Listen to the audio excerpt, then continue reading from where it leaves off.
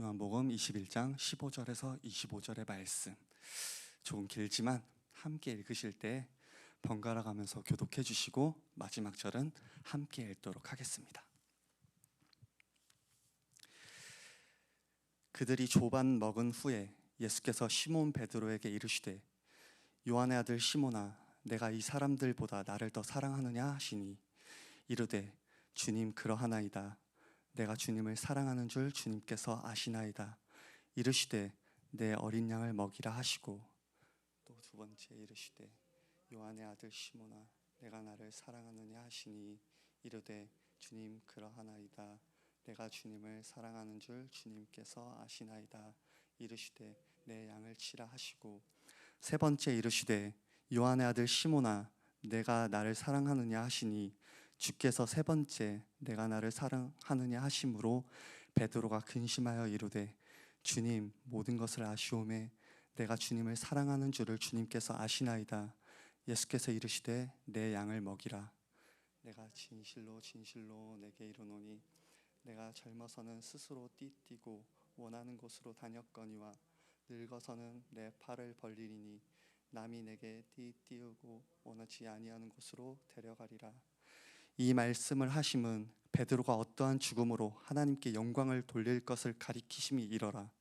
이 말씀을 하시고 베드로에게 이르시되 나를 따르라 하시니 베드로가 돌이켜 예수께서 사랑하시는 그 제자가 따르는 것을 보니 그는 만찬석에서 예수의 품에 의지하여 주님 주님 누구오니까 묻던 자더라.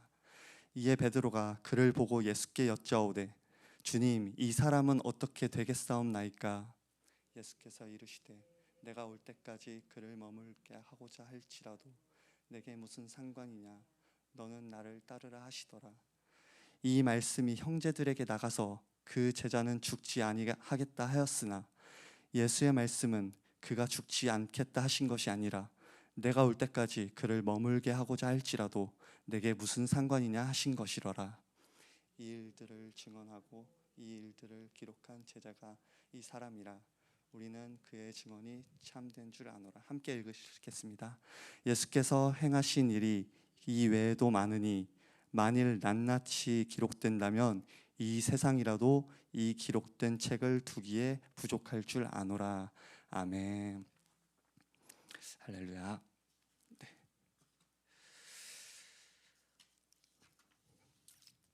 한 주간 잘 보내셨나요? 네. 일주일 만에 또 이렇게 함께 예배드리니 너무너무 좋습니다. 네.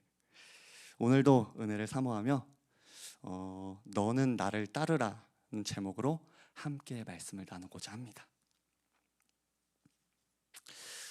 오늘 본문에서는 어제 새벽 말씀을 통해 소개되었던 디베랴 호수, 갈릴리 호수에서 제자들과 예수님이 재회하고 그 이후에 예수님과 베드로가 대화하는 장면으로 이어집니다. 다들 잘 알다시피 베드로는 열정이 많고 충성심이 강한 인물이었습니다. 근데 그만큼 인간적인 약점도 분명했습니다.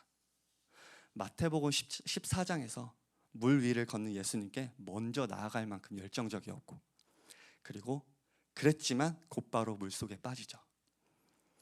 그리고 마태복음 26장에서 모두가 주님을 버려도 나는 결코 버리지 않겠습니다 라고 큰 소리 쳤지만 그 밤에 예수님을 3번이나 부인하게 됩니다. 예수님께서는 마태복음 16장에서 베드로를 향해 말씀하십니다. 너는 베드로라. 내가 이 반석 위에 내 교회를 세우리니. 하지만 이 약속과 기대에도 불구하고 베드로는 예수님을 3번 부인하며 크게 실족하고 맙니다. 그러나 주님은 그를 버리거나 책망하지 않으시고 다시 찾아와 사명을 재확인시키십니다. 부끄러움과 두려움으로 떨고 있는 베드로에게 부활하신 주님께서 찾아오셨습니다. 책망의 눈길이 아니라 여전히 따뜻한 사랑의 시선으로, 그리고 물으셨습니다. 요한의 아들 시몬아, 내가 이 사람들보다 나를 더 사랑하느냐? 요한의 아들 시몬아, 내가 나를 사랑하느냐? 시몬아, 내가 나를 사랑하느냐? 예수님은 이렇게 세 번의 질문을 통해 사랑을 요청하십니다. 성도 여러분, 우리는 주님을 사랑한다고 고백합니다. 믿는 사람이라면 어쩌면 반드시 해야 할 것 같은 고백입니다. 하지만 이 사랑은 정말 단순히 감정적인 사랑의 표현이 아니라 헌신과 자기 희생과 모든 것을 드릴 수 있는, 그리고 그 어떤 것보다도 예수님을 가장 우선시하고 가장 가치 있고 가장 높이는 그러한 사랑입니다. 우리는 정말 그렇게 사랑한다고 고백하고 있는지를 생각해 보아야 합니다. 그런데 오늘 베드로에게 그러한 아가파오적인 그러한 사랑을 요구하십니다.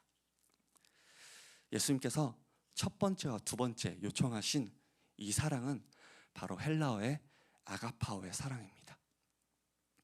아가파오는 감정적인 애정을 넘어서 헌신적이고 자기 희생적인, 그리고 구체적으로 실천적인 그런 사랑을 말씀하고 있습니다.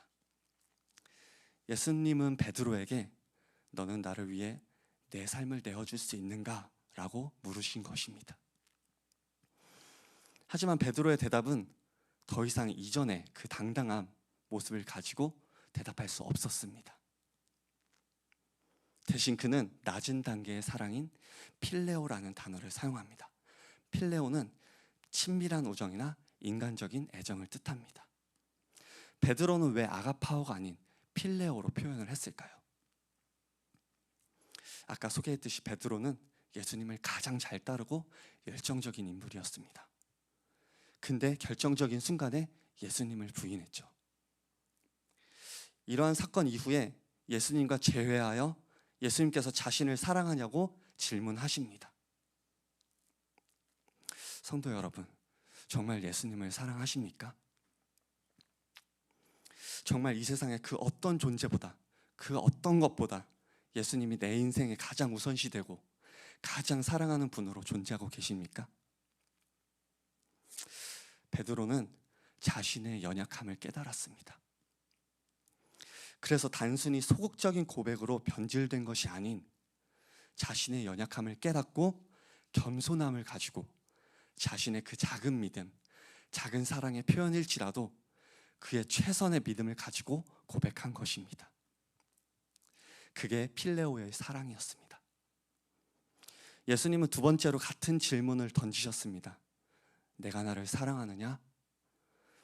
하지만 베드로는 여전히 필레오의 사랑밖에 고백하지 못합니다. 놀랍게도 예수님은 세 번째 질문에 필레오의 사랑을 요구하십니다. 우리는 여기서 기대와 소망을 바라볼 수 있습니다. 예수님은 베드로의 연약함을 이해해 주시고 그 자리까지 내려와서 그의 작은 믿음과 그의 작은 사랑과 그에게 맞춰서 사랑을 요청하십니다. 이 질문을 듣고 베드로는 부족한 사랑을 표현하는 것에 대한 아픈 마음을 붙잡고 주님, 모든 것을 아시는 주님께서 내가 주님을 사랑하시는 줄 아십니다 라고 대답합니다. 여러분, 우리는 이와 같은 객관적인 태도가 필요합니다.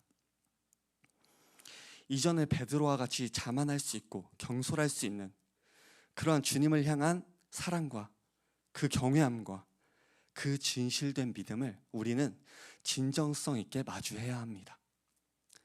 겸손함을 가지고 성경 앞에 거울 삼아 마주해야 합니다.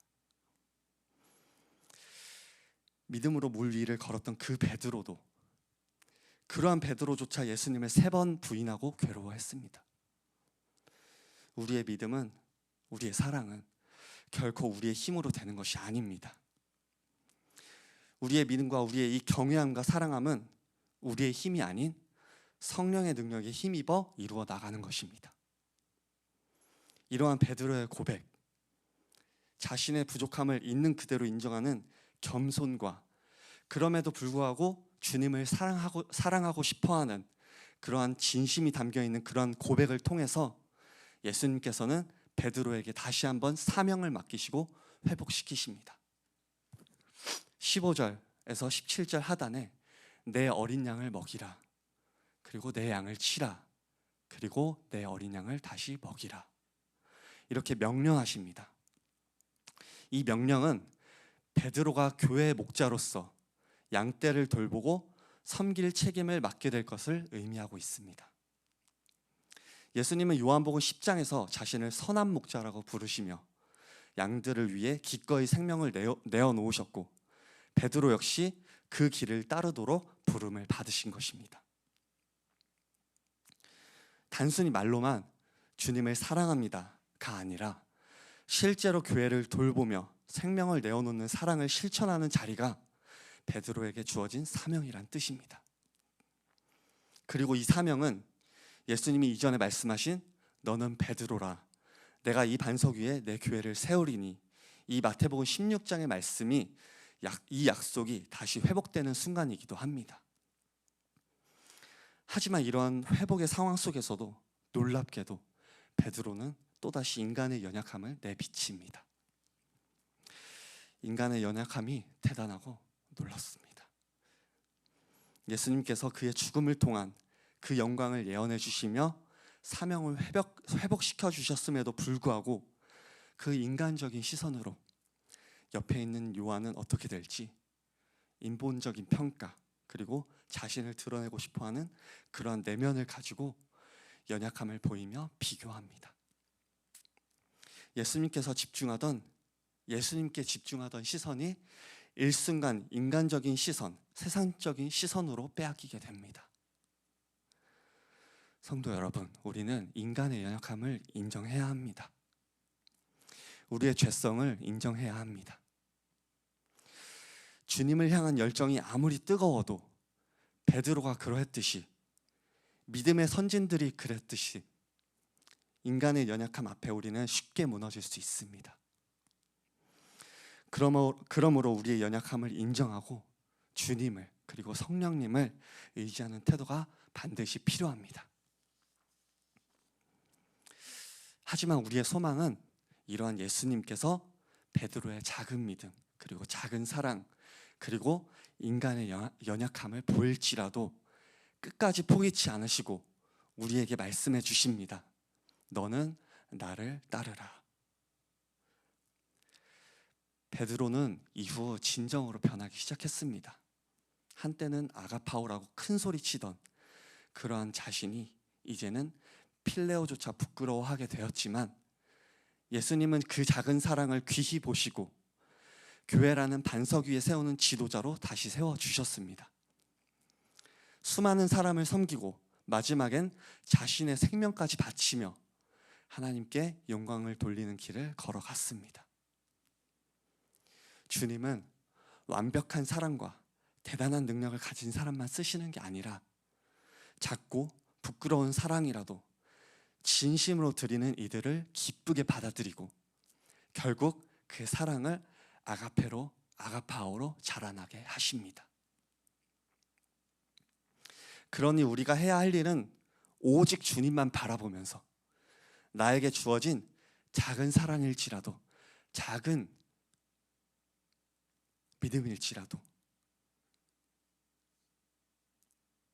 하나님께 고백하는 것입니다. 그것이 초라해 보일지라도 본문 22절을 통해